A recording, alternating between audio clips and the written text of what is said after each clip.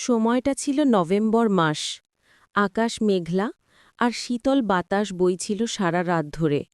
আমি, অরুণ, সদ্য একটা সরকারি চাকরির পোস্টিং পেয়ে শহরের বাইরে এক পুরনো বাড়িতে উঠেছি। বাড়িটা দেখতে বেশ সুন্দর, কিন্তু সন্ধ্যা নামলেই কেমন যেন একটা গা ছমছমে ভাব আসত।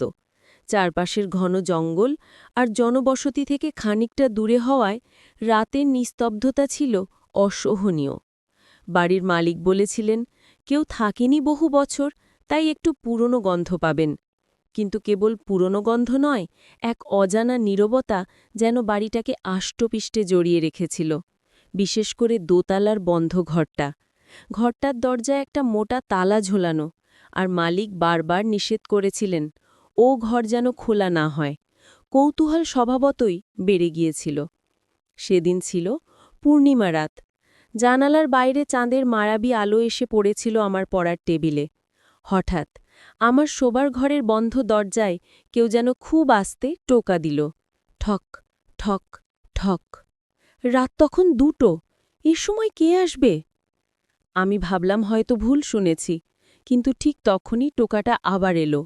এবার আরও স্পষ্ট, আরও কাছ থেকে। কে? গলা কাঁপছিল আমার। কোনো উত্তর এলো না। আমি উঠে ধীরে ধীরে দরজার দিকে এগিয়ে গেলাম। দরজার ফুটো দিয়ে বাইরে দেখার সাহস হচ্ছিল না। দম বন্ধ করে দাঁড়িয়ে আছি, যখন আবার টোকা পড়ল। এবার যেন মনে হলো টোকাটা দরজায় নয়, ঠিক আমার মাথার পাশে, ঘরের ভেতরেই যেন কেউ দিচ্ছে। ভয়ে আমার হাত পা ঠান্ডা হয়ে এলো। আমি পিছিয়ে এসে খাটের উপর বসে পড়লাম।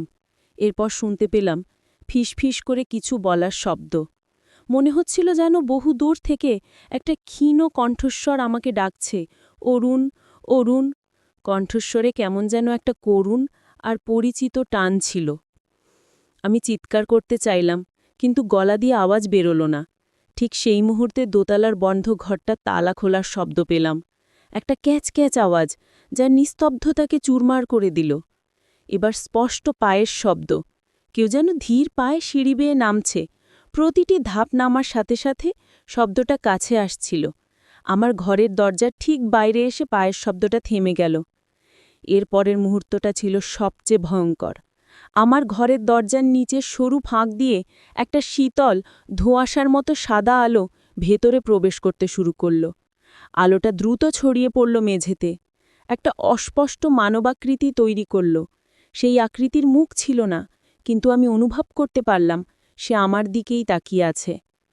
ভোরের প্রথম আলো যখন জানালার কাঁচ ছুল, তখন সেই আকৃতিটা মিলিয়ে গেল। দরজার বাইরের পায়ের ছাপ, তালা খোলার শব্দ বা ফিসফিসানি সবই যেন উধাও হয়ে গেল। কেবল থেকে গেল আমার সারা শরীরের ক্লান্তি আর মনে গিথে থাকা এক অজানা আতঙ্কের ছাপ। পরের দিনই আমি সেই বাড়ি ছেড়ে দিয়েছিলাম। আর কোনোদিন জানতে চাইনি নিঝুম রাতের সেই অচেনা অতিথিটি কে ছিল, কিংবা দোতলার সেই বন্ধ ঘরে কী রহস্য লুকিয়েছিল।